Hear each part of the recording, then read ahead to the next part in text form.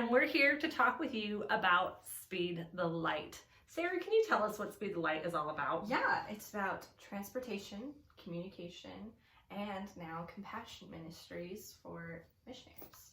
Awesome. So essentially, it's the Assemblies of God arm of missions that's run by students, right? So teenagers are funding missions efforts all around the world.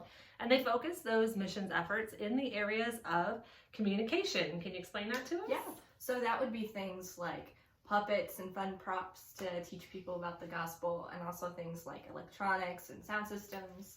Awesome, awesome. And then transportation? That's, vehicles, like Jeeps, four-wheel drive things people can get around on. And then there's also the compassion piece, right, which is new and very exciting. Yeah, they are digging wells in underdeveloped countries and providing water for people groups that are in need.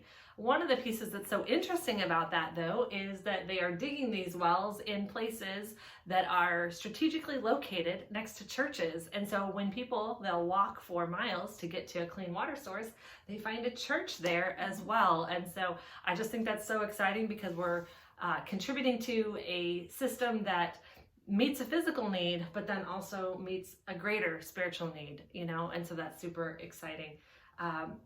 So the reason I invited Sarah here today to what we're calling Speed the Light TV is because Sarah has a really special Speed the Light story. Would you like to share it with us? Yeah, so when my parents were in Bible college, they were leaders at a youth group, and my mom was pregnant with me, and they wanted to raise money for Speed the Light in a crazy way. Well, we were broke, so at that point you just try to figure out any way you can do something big for God. Right. So they decided to let the youth group raise money to choose my name. Yes, it was basically like an election type of situation where kids nominated names and then it voted for names and against names. It was a big 16-week long program. And at the end of 16 weeks, the night before you were born, they chose her name. Yeah. So a few weeks before that, there was this group of middle school boys who were really set on the name Macaroni. Yeah, there were a lot of pretty awful names, actually. I had them written down in her baby book. I should have consulted that before we started this video. But there were a lot of terrible names, but the front runner of terrible names was Macaroni. Oh, yeah. Yeah. Yep. How would you have felt about being named Macaroni? Not good. Yeah, Macy's kind of cute.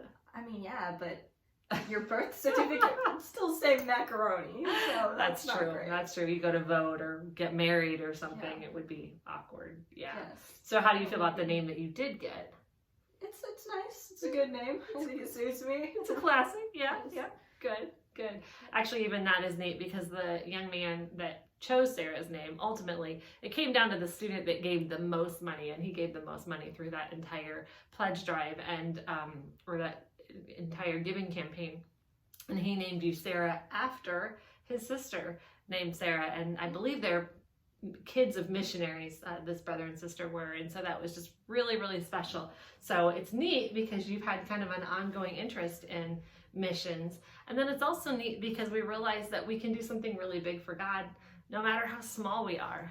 Sarah hadn't even taken her first breath yet, but she was able to raise $1,500 for missions, and so that's pretty exciting. And as a result, it seems like you have 2 important issues and matters to you there with missions, right? And then of course being very pro-life as well, which really both of those interests hold hands with each other, of getting the gospel out to people and saving people, saving lives. So very cool. Well, I'm glad you're not Macaroni. Yep, me too.